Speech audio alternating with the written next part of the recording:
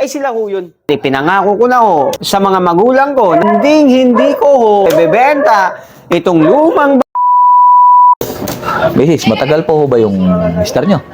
Malapit na po yun. Ay, magandang hapon, no? Sino ho kayo? Ako po ang attorney ng Brad Company. Ngayon po? Ay, hindi. Hindi ko ipinagbibenta tong lupa ko na minana pa sa sa mga magulang ko. No? Sa ayaw ko, sa mga katuwid. Ayaw ko ibenta. Hindi, ganito, makinig ho muna kayo. Ano yung nilalabas mo? Hindi, ito ho, nandito ho yung pera. Yung ibang kapatid nyo, pumayag na naman. Ha? Kayo na lang ang inaantay pumirma. Malaki-laki yung pera to. Pipirmahan na lang to. Wala ho akong pakialam, sir. No, attorney, no?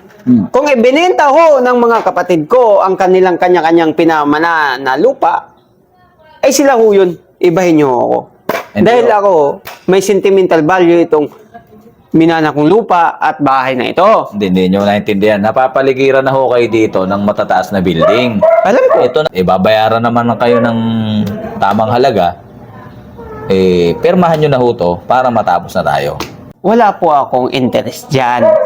Dahil ipinangako ko na ho sa mga magulang ko na hindi ko ho ibebenta. Ngayon, kung nagbenta na ho, yung mga kapatid ko, sila ho yun, ibahin ho ninyo ako. Hindi nga ho, ito ho, para ho sa kinabukasan nyo. Malaki-laki yung halaga to. Hindi nyo ho kikitain to. Kahit makuba kayo kakatrabaho, 5 milyon po ito.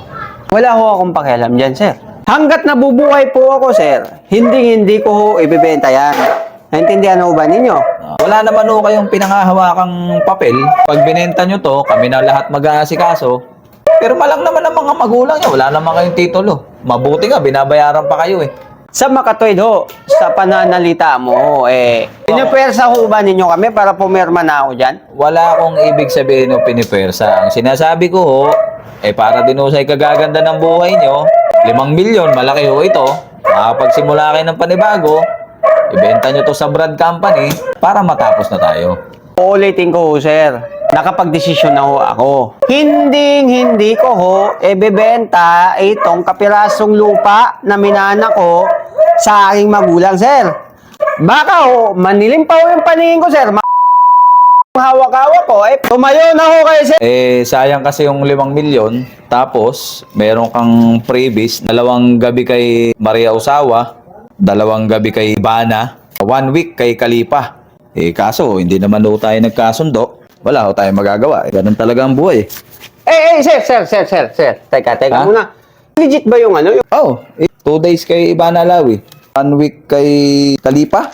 Maria Osawa, 2 nights and 2 days. Kaso, panindigan nyo na lang yung pamana ng magulang nyo. Sir. Ha?